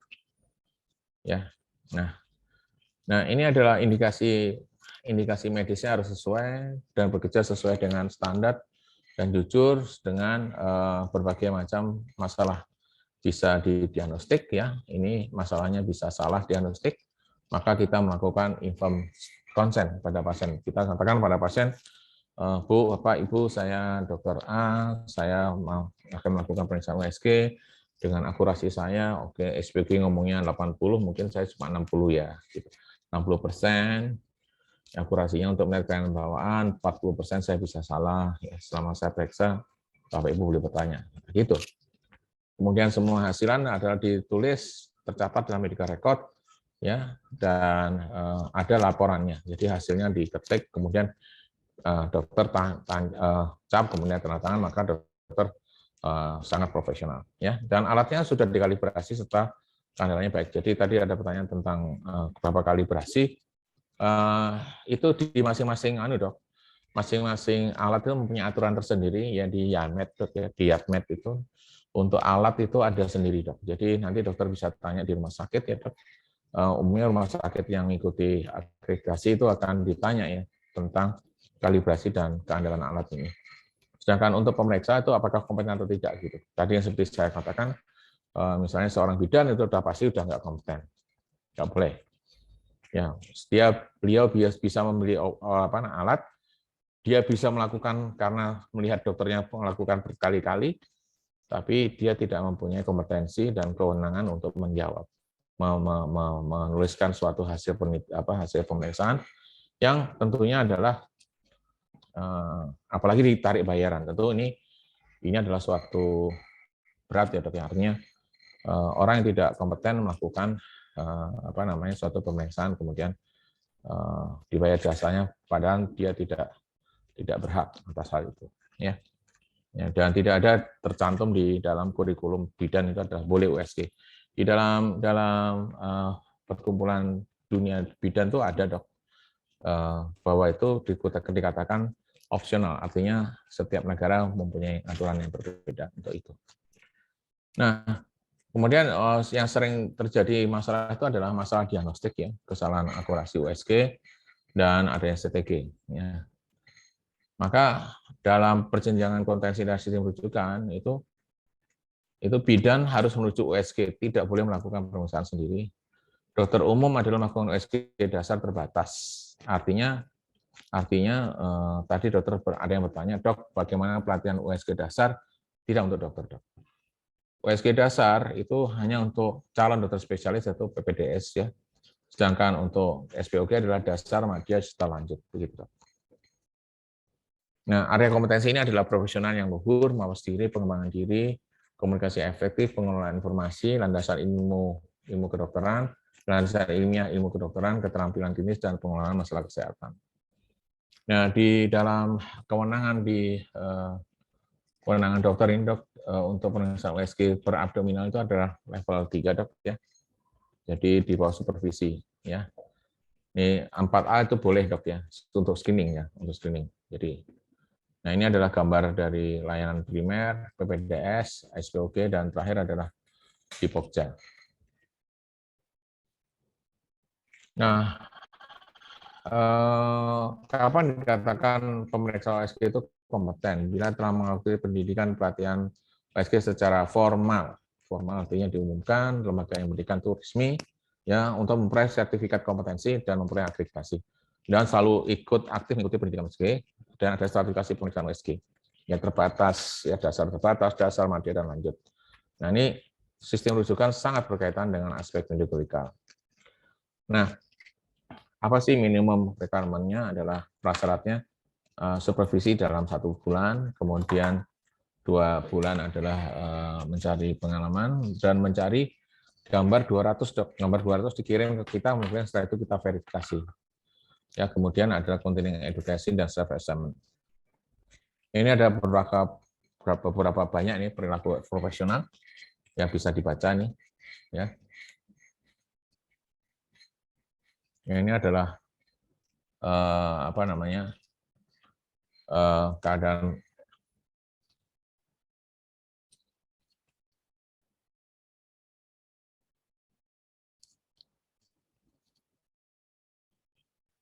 keadaan dari apakah etika yang ada ya dok ya, dan ini adalah masalah keperawatan ya, share, respect, cooperative, and relationship. Nah jangan lupa dalam hal di USG selalu harus terkomunikasi gambar seperti tadi nama tercantum dok ya.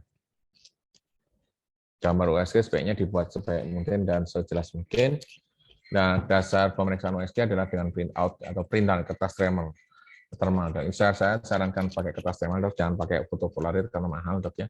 Ada juga menggunakan flash disk ya, tapi bisa entry-nya juga bisa terkena. Nah, kemudian laporan dari USG terbatas harus dibuat tertulis dan sesuai dengan standar. Ini adalah masalah kerahasiaan pasien.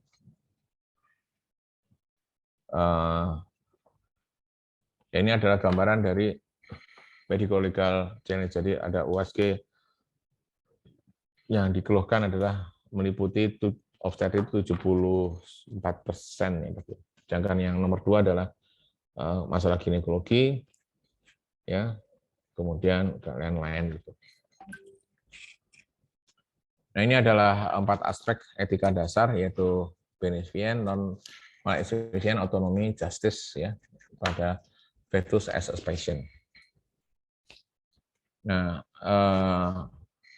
masalah etika yang berkaitan medical legal adalah sebaiknya atas indikasi sesuai standar dan pasien berhak memilih.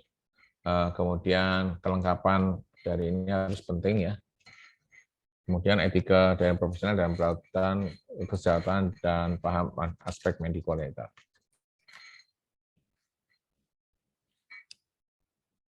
Kita masuk ke topik berikutnya.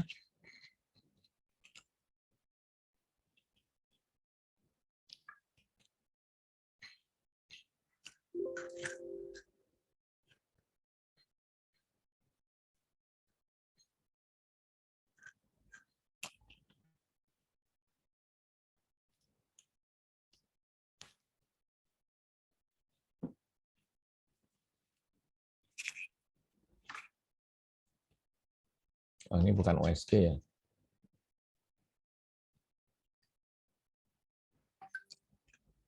Sebentar, Dok. Ternyata tampilan nomor 7 itu salah, Dok.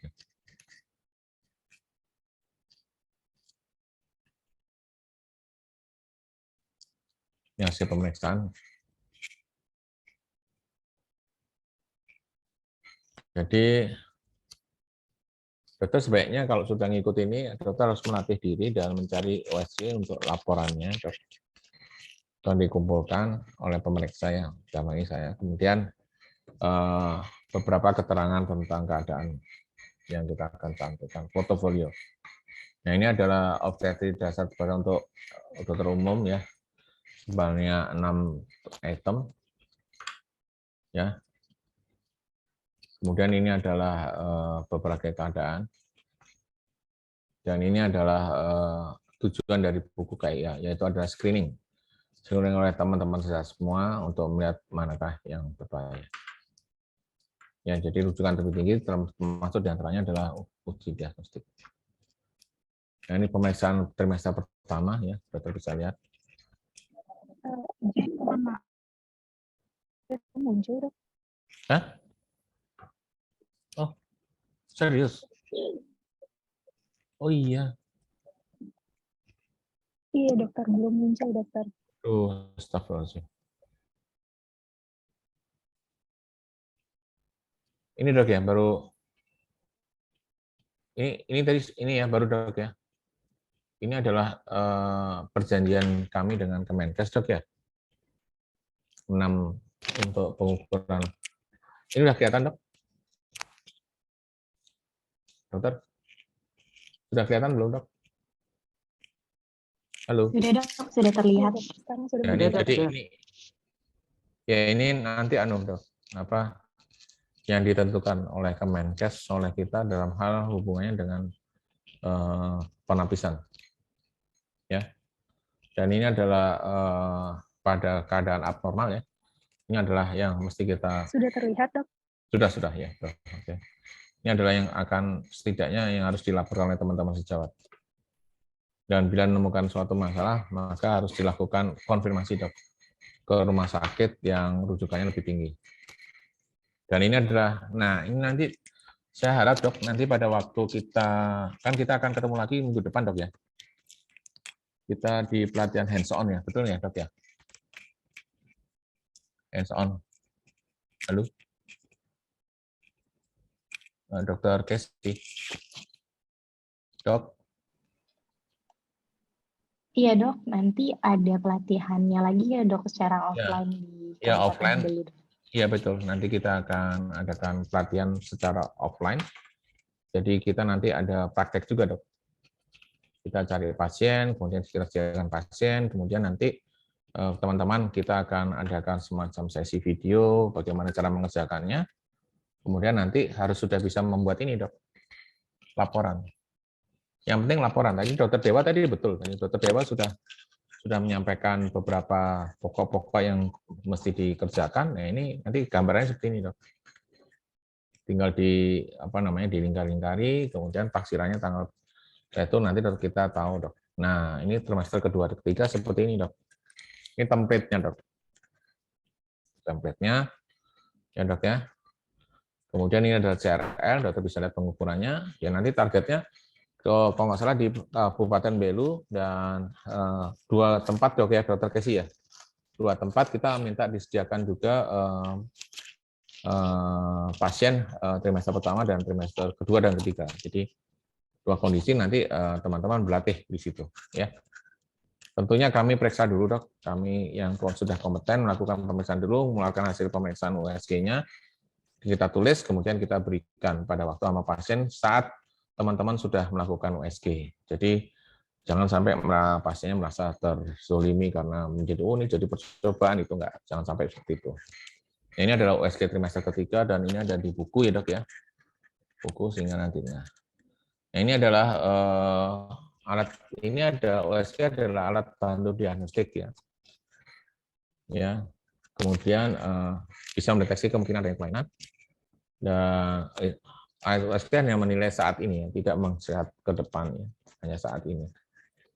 Nah, ini adalah resumen dokumentasi rujukan, Dok ya. Maka banyak hal yang tidak dilakukan, Dok ya. Membuat hasil rekaman medik, mengungkapkan hasil di buku KIA ini tidak dikerjakan. Nanti pada waktu teman sejawat itu sudah selesai pelatihan, maka nanti harus ada, Dok. Mandiri itu buku lognya dikumpulkan, setelah itu baru dinyatakan sudah kompeten gitu, Dok, atau dinyatakan sudah lulus gitu, Dok. Ini ada beberapa pokja. Jadi makanya tadi pokjanya pokja USG. Oke, itu yang bisa saya sampaikan. Terus topiknya sudah selesai, Dok ya? Iya, sudah selesai, Dokter. Masih ada 1 slide lagi kan, Dokter? Apa? Yang mana? Sudah selesai ya, Dok ya, semua slide? Kalau untuk USG sudah, Dok. Tapi kalau dalam penerapannya ini nanti rujukannya itu ada kasus, Dok, tidak dikaitkan dengan USG. Jadi berbeda, Dok. Oke, baik, Dokter. Udah mood, udah mood nih. Karena materi-nya sudah selesai semua, izin kita memasuki kembali sesi tanya jawab atau diskusi ya, Dok ya. Dok, ada yang masuk, Dok. Dokter Kesi bisa dikendalikan, Dok. Pasien yang bocor, Dok. Kecil di sini aja, Kak. Ini bocor ini. Oke, sudah ya. Ya. Ini sudah. Oke, kita masuki sesi tanya jawab yang kedua ya, Dok ya. Ya, mungkin silakan. Ini ada beberapa pertanyaan yang Tadi ada akan saya rangkum ya, Dok, karena beberapa pertanyaannya ada yang mirip. Dari Dr. Reinhard Nahumuri dari PKM Kolbano, izin bertanya, Dok, persyaratan atau mungkin persiapan ibu hamil sebelum pemeriksaan USG pada trimester 1, trimester 2, dan 3, apakah perlu menahan buang air kecil, Dok? Kalau untuk trimester pertama dari abdominal, betul, Dok. Harus dibuang air kecil, Dok. Tetapi kalau pada, harus menahan. Jadi kita menggunakan kandung kemih yang berisi urin itu sebagai akustik window, Dok. Jadi USG trimester pertama lewat abdominal adalah kita butuh akustik window, yaitu bladder yang atau kandung kemih vesika yang berisi urin, Dok. Tapi pada waktu trimester kedua kita tidak perlu lagi, Dok. Bahkan kalau urinnya kandung kemihnya penuh itu mengganggu, Dok. Karena membuat uterus menjadi berjarak dengan abdomen, Dok, gitu, Dok. Baik, Dok. Jadi hanya pada trimester 1 saja ya, Dok ya, untuk keperluan menahan buang air kecilnya, Dok ya. Oke. Ini ada beberapa pertanyaan yang sebenarnya sudah disinggung tadi di slide dokter yang mengenai etika. Ini ada Dr. Agusta Meisal dan kemudian juga ada Dr. Andi yang mempertanyakan untuk pelatihan USG ini apakah boleh dilakukan oleh dokter layanan primer, dan jika boleh, sampai sejauh mana kewenangannya ini, dokter? Ya, jadi dok, dokter kalau misalnya ada pelatihan yang diselenggarakan oleh Pokja Pogi dok sama USG, itu dokter sebetulnya kan sudah ada sertifikatnya, ya dok ya, maka nanti dokter boleh untuk mengerjakan. Terus bagaimana dengan kedudukan yang ada pada waktu USG yang akan dilakukan nanti Paksosnya Iluni pada waktu di Kabupaten Belu dok ya?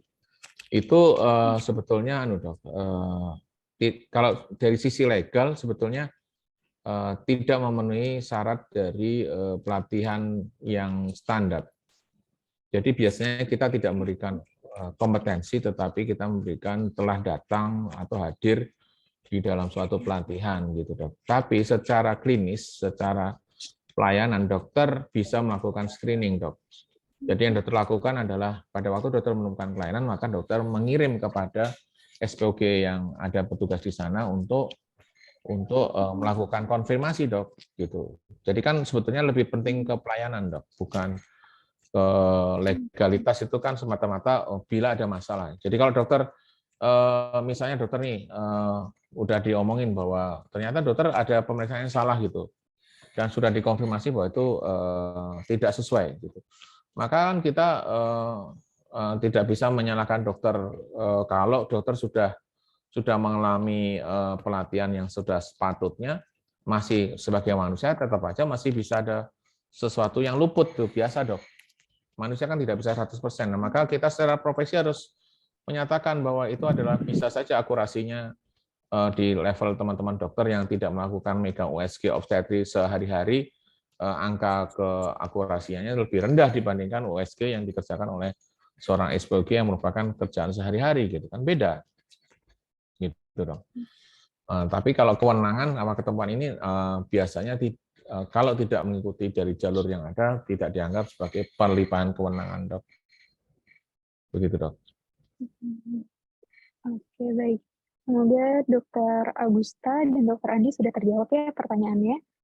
Kemudian ini ada lagi pertanyaan dari Dr. Agus Rianto, dok. Selamat siang, izin bertanya, selama pengalaman dokter, apakah ada kelainan genetik yang menyebabkan stunting selain gizi buruk ibu dan anak, serta penyakit infeksi menahun, dokter? Itu pertanyaan baik yang dikaitkan dengan, tidak dikaitkan dengan USG. USG hanyalah sebagai tool, dok. Begini dok, secara natural itu kan genetik itu sedikit dok ya, apalagi genetik yang kelainan genetik itu kan di bawah 1% ya. Dampaknya bisa besar pada perorangan, per individu ya. Tapi maka dokter apakah ada faktor mana gitu? Tidak ada di dunia ini cuma satu faktor saja, bisa multifaktor. Jadi pada waktu keadaan stunting itu apakah ada gen? Mungkin bisa gen karena memang makanannya kecil, kemudian setelah itu ya orang NTT dari dulu ya sekecil itu gitu. Itu mungkin, dok, mungkin ya. Nah, tapi yang kita waspadai adalah berat badan lahir yang lebih rendah dibandingkan pada provinsi lain gitu misalnya, dok. Nah, itu hubungannya dengan kualitas, dok. Kalau kita ingin kualitas anak kita, generasi yang mendatang itu bagus, maka ya jangan sampai lahirnya kurang gitu, dok. Kurang bulan dok, itu kan berkaitan dengan ada dampak jangka panjang. DPLR itu sebaiknya jangan, kalau bisa jangan sampai terjadi begitu dok. Baik dokter. Kemudian mungkin satu pertanyaan lagi dokter sebelum ini jadi pertanyaan terakhir dari Evi Aprilia. Izin bertanya dok, bagaimana cara kita menentukan batasan letak plasenta? Apakah itu plasentanya normal atau letak rendah pada pemeriksaan USG dok? Itu pertanyaan yang baik ya. Letak rendah, kami tidak mengajarkan USG lewat transvaginal dok. Letak plasenta itu dokter bisa tentukan USG transvaginal.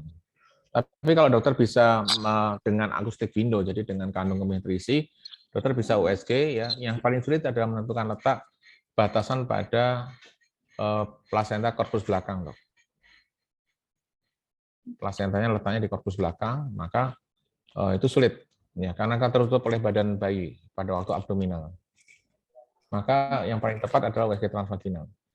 Nah, bagaimana peran dokter di FKTP? Ya, apalagi spesialis kedokteran layanan primer gitu ya. Perannya adalah bila terjadi perdarahan, maka teman-teman apakah bisa memastikan bahwa itu faktor plasenta itu apakah tipenya gitu. Oh dok, ini apa tipenya PPT total kah? Ada yang parsial juga bisa dok, atau marginal dok. Jadi plasenta letaknya di tepi dari ostium gitu. Sehingga dokter kan bisa memastikan ini susah nih USG lewat perut ini plasentanya fokus belakang, tapi saya nggak bisa lihat tepinya. Terpaksa dokter kirim ke osteopati untuk melihat di manakah tepi plasenta yang tersebut, dok. Itu, dok. Oke, baik dokter. Kami mohon maaf untuk seluruh peserta ya karena keterbatasan waktu. Jadi pertanyaan tadi merupakan pertanyaan terakhir pada sesi diskusi kedua ini. Saya ingin mengucapkan terima kasih kepada Dr. Yudianto Budi Saroyo, spesialis obstetrik ginekologi konsultan, Master of Public Health. Saya juga mengucapkan terima kasih kepada seluruh Boleh, peserta saya ngasih pesan dulu, dok. Dokter kasih, dok. Boleh, dokter. Silakan, dokter. Buat teman-teman yang berminat untuk mempunyai kompetensi di USG terbatas ya dok ya, maka dokter bisa mencari di informasi. Saya terus saja, saya tidak siap untuk memberikan informasi di mana letaknya gitu ya. Ada beberapa tempat yang pusat pelatihan itu berlangsung sekitar 2 hari dok. Dan itu dikerjakan secara diberikan materi knowledge dulu, pengetahuan seperti sekarang dok ya. Tapi ini tadi kan sangat cepat dok ya. Sedangkan yang pada waktu di pelatihan 2 hari itu akan lebih lambat, kemudian diberitahu markernya atau penandanya, marker mana yang tidak kita pakai gitu. Setelah itu kita berbasis pada praktek. Jadi sebaiknya teman-teman memang kalau terutama yang di layanan primer itu untuk mencari USG terbatas dok. Ya. So kalau dokter ngambil USG dasar dok itu mungkin berguna buat dokter dan bisa bermanfaat, tetapi ada aspek masalah pada waktu dokter mengerjakan lebih kan baik ya dok buat pelayanan, betul baik ya alatnya sesuai atau tidak, tetapi hubungannya dengan kewenangan nanti berikutnya dok. Ya, terima kasih. Terima kasih banyak dokter atas akhirnya ya dok. Mungkin saya sedikit jadi untuk pemeriksaan USG ini disarankan hanya pada trimester 1 untuk yang menahan buang air kecil, tapi untuk sisanya tidak perlu menahan buang air kecil karena lewat transvaginal ya dok ya. Iya dok. Jadi kalau saya punya saran sih dok ya, kalau hubungannya dengan dikaitkan dengan stunting dok, semua ibu hamil trimester pertama sebaiknya USG dok. USG, kemudian ukur CRL-nya dok, terutama di bawah 12 minggu, untuk mengetahui HPHT-nya lewat atau tidak. Kemudian setelah itu kita bisa menggunakan chart, dok. Chart ataupun nomogram untuk ukuran biometri. Nah, itu maka kita akan bisa. Dan buat teman-teman yang nanti sudah mulai terbiasa, maka lingkaran AC adalah AC itu lingkaran perut adalah parameter biometri yang paling peka bila terjadi laju tumbuh yang melambat. Ya, karena otak mesti dipertahankan, maka organ lain dikorbankan dok, untuk laju tumbuhnya, sehingga lingkar perut itu merupakan alat yang paling peka dok. Satu. Kemudian yang kedua, karena hubungan itu problem gizi adalah problem utama, maka kalau dokter melihat di biometri itu kecil, maka dokter sebaiknya intervensi nutrisi aja dulu dok. Misalnya suruh pasien itu minimal makan telur 2 butir dok. Ya, sedangkan otak itu isinya kolesterol, sedangkan kuning telur adalah isinya kolin, ya bahan dasarnya dari kolesterol, maka itu mungkin bisa mempengaruhi laju tumbuh dari lebar kepala ataupun lingkar kepala. Sedangkan dan putih telur itu dalam beberapa pengalaman dan sudah dikonfirmasi dengan guru kami almarhum Dr. Prof. Tati ya, Bardiosono sebagai spesialis guru gizi klinik itu di putih telur itu banyak mengandung kalsium dok. Sehingga itu ternyata mempengaruhi laju tumbuh tinggi dok. Jadi panjang femurnya itu bisa lebih dok. Itu simple ya. Jadi telur itu bisa mempengaruhi lebar kepala sama ini. Pada tidak semua kasus ya, tetapi itu untuk menunjukkan apakah sang janin ini sangat bisa dipengaruhi oleh nutrisi. Kalau bisa, maka dia berubah membaik. Nah, kemudian untuk lingkar perutnya kita menyarankan setidaknya makan 2 gram, dok. 200 gram, sorry. 200 gram daging merah, dok. Daging merah itu sapi, kerbau, kuda, unta, bison, rusa, begitu, dok. Atau kalau yang tinggal di tepi di laut itu ikan laut dalam, dok. Yang ikan yang ototnya besar, dok, ya, kayak tuna, ya. Ikan kembung juga bisa. 3 ekor ikan kembung itu pasien saya pernah mengatakan itu sekitar 2 on. Tanpa tulang, tanpa kepala. Jadi itu tips sama trik aja, dok, untuk bagaimana kita mempunyai kontribusi yang sederhana, yaitu telur dan daging aja sejak trimester pertama dulu. Kalau sudah masuk, ya 2 telur, kemudian 200 gram, kemudian kita lihat grafiknya, kalau grafiknya membaik, maka teruskan aja, dok. Bahkan kalau untuk terapi, kita bisa naikkan dosisnya, dok. Oke, dok. Baik, dokter. Terima kasih banyak, dok, atas tips dan triknya ya yang sangat bisa diaplikasikan, terutama mungkin kalau di daerah-daerah yang perifer mungkin ya. Dan tadi juga sempat dibahas kalau ada keterbatasan USG-nya nggak ada printer, bisa digunakan kamera HP ya, dok, ya, untuk mencatat biometri USG-nya. Jadi gini, dok, nggak mungkin, dok, ya, Allah atau Tuhan itu menciptakan sumber bahan utama untuk otak itu dari bahan yang mahal, dok. Nggak mungkin. Kalau enggak, maka hanya orang kaya saja yang otaknya pintar, kan enggak, dok? Kalau telur itu kan ada di mana-mana, dok. Betul nggak, dok? Betul, dokter. Satu. Kemudian yang kedua, nggak mungkin Allah atau Tuhan itu menciptakan sumber untuk pertahanan tubuh itu dari bahan-bahan yang sulit didapat. Daging mahal, dok. Kan ada nabati. Sumber protein nabati, kan ada. Saya nggak bisa makan daging, kan ada ikan. Jadi kalau saya menunjukkan kepada dokter ya, bagaimana bangsa-bangsa itu berkembang, dok. Mongol bisa menguasai dunia, itu sumber makan dagingnya adalah kuda. Kemudian pada waktu orang Eropa migrasi ke Amerika, itu sumber makanannya bison.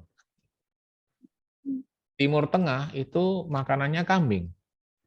Kalau ingat Idul Kurban kan Nabi Muhammad itu memotong kambing, bukan unta loh. Artinya kan kambing artinya sumber protein yang mudah bisa kecil tapi sumber daging. Betul. Sedangkan bangsa yang berbasis pada ikan, dok, itu bangsa Jepang dan Taiwan, dok. Suka makan seafood kan, itu bangsa Jepang, Taiwan, kemudian kita sendiri saya yakin tuh teman-teman di NTT itu ikan laut banyak. Nah, itu kita sekarang diversifikasinya itu salah karena adanya industri makanan, dok. Jadi pakai junk food, kemudian makanan yang keripik-keripik itu yang gluten sama tepung itu kalorinya, karbohidratnya tinggi banget. Nah, itu yang tidak seimbang. Jadi gizi seimbang itu penting dan sumbernya itu pakailah bahan lokal, dok. Jika tidak usah pakai yang mikronutrien kayak selenium, zinc gitu ya, vitamin D. Vitamin D itu bisa pakai obat, tetapi pakailah makronutrien saja. Jangan terlalu banyak kalori karena kita lebih mudah ke diabetes. Kemudian banyakkan protein, lemak juga lewat telur saja, dan protein lewat daging atau ikan laut dalam. Itu mungkin bisa bermanfaat. Ya. Baik, terima kasih banyak Dr. Yudianto ya atas jawaban-jawabannya, tips-tipsnya semua. Berhubung waktu sebentar lagi sudah mau habis, sebagai penutup, saya minta kepada seluruh peserta untuk menyalakan video agar kita berfoto bersama dulu ya untuk sesi keempat pelatihan pencegahan stunting untuk dokter di pelayanan primer ini. Baik, semua sudah mulai menyalakan videonya. Oke, kita mulai dari halaman pertama dulu. 1, 2, 3. Oke, untuk selanjutnya.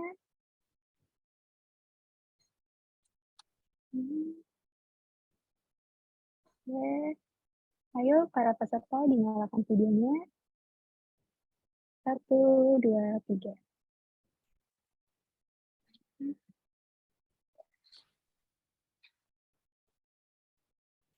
Oke, baik. Terima kasih kepada pembicara kita, Dr. Yudianto, kemudian juga kepada para peserta atas partisipasinya. Untuk link absensi sudah dicantumkan di kolom chat Zoom, bisa diisi.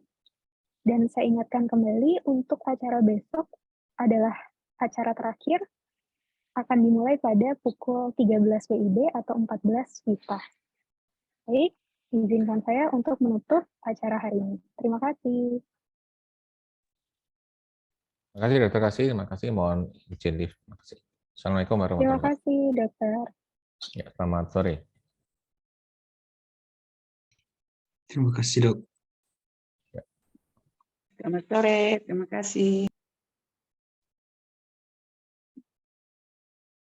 Selamat sore, terima kasih.